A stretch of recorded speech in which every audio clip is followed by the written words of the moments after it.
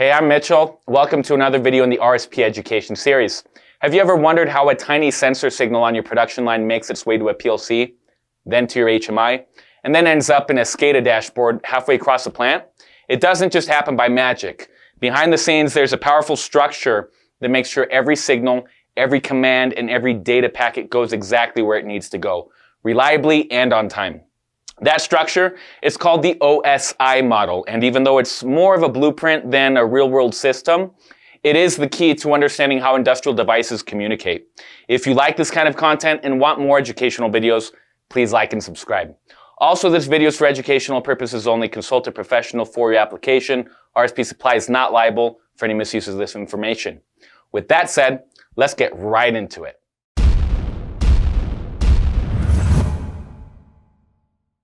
In industrial automation, devices like PLCs, sensors, HMIs, and controllers, they all need to talk to each other. But how exactly does that happen? The OSI model gives us a simple way to understand how data travels through a network, step by step, from physical wiring all the way to reliable communication. OSI stands for Open Systems Interconnection. It's a standardized framework that's developed by International Organization for Standardization, ISO, and it explains how data moves through a network layer by layer from physical hardware all the way to applications. It's mainly used as a teaching and troubleshooting tool or a way to think about and describe how networks function. The OSI model was never fully adopted in practical network protocols. It's more like a map or a blueprint. TCP/IP is the real protocol stack. It's implemented in devices, switches, routers, etc. It's what your industrial automation networks are actually running on.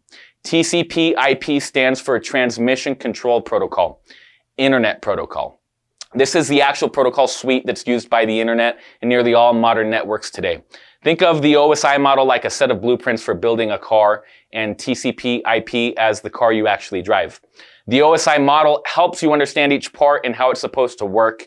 TCP/IP is the real system that makes communication happen on your network. In this video, we're going to break down the first 4 layers of the OSI model. We're going to focus on how they work in industrial environments. So we got layer 1. That's the physical layer. That's how devices connect. This is the base of it all, the physical stuff. What it includes are wires, cables, connectors, wireless signals, anything that actually moves the data physically.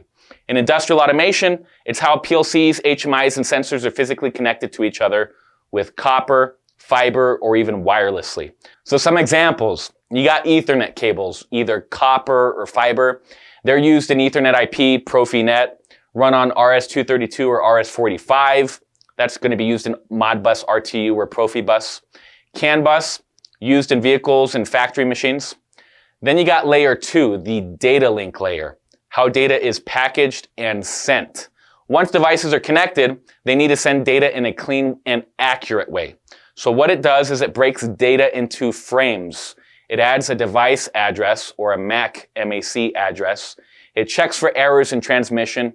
In industrial automation, this second layer is going to ensure your data isn't getting corrupted between a sensor and a controller. Some examples: Profinet and Ethernet IP, real-time Ethernet base control, Profibus DP and Modbus RTU, over serial links like RS-485. CAN bus for faster, reliable device-to-device messaging. Let's get on to layer 3. That's the network layer. It's how data finds the right destination. Think of this as a GPS for your data. So what layer 3 does is it assigns IP addresses. It's going to find the best path to send data. It's going to route traffic between different parts of a plant. In industrial automation, it's used when you have multiple networks, like sending data from a remote field site back to your SCADA system. Some examples are Modbus TCP/IP, Modbus over Ethernet with IP routing, Ethernet IP, IP-based routing for control networks, Profinet RT/IRT. It's going to route real-time industrial traffic. Layer 4, that's the transport layer. It's how data gets delivered, either fast or reliably, right? Remember deterministic and non-deterministic. Now that the data knows where to go, layer 4 decides how it gets there. So what it does is it uses TCP, which is reliable but slower, or UDP, faster and less reliable. It's going to ensure either accuracy or speed, depending on which one you need. In industrial automation, you're going to choose TCP when accuracy matters, like in SCADA. and UDP when speed is critical, like motion control. Some examples: Modbus TCP/IP, very reliable for SCADA, once again for utilities automation. OPC UA over TCP, that's a secure, accurate communication. UDP, it's going to be used with Profinet IRT in robotics and motion. Ethernet IP in UDP mode, fast input-output updates. So why this all matters is understanding these layers is going to help answer key questions. For example, layer 1, how are my devices connected? Layer 2, is my data getting through cleanly? Layer 3, is data reaching the right device? Layer 4, do I care more about speed or reliability? Knowing where things go wrong or how to optimize communication is always going to start by knowing which layer is responsible. That's a quick breakdown of OSI layers 1 to 4 and how they apply to industrial automation. Let's recap what we covered today. Layer 1 is the physical layer, the wires, the cables, and signals that physically connect your devices. Layer 2 is the data link layer, how data is packaged into frames and checked for errors. Layer 3 is the network layer, how data knows where to go using IP addresses and routing. Layer 4, transport layer. That's how data is delivered, either reliably with TCP or quickly with UDP. Whether you're troubleshooting device communication or designing a new network layout, understanding these first 4 layers is going to help you ask the right questions and pinpoint the right solutions.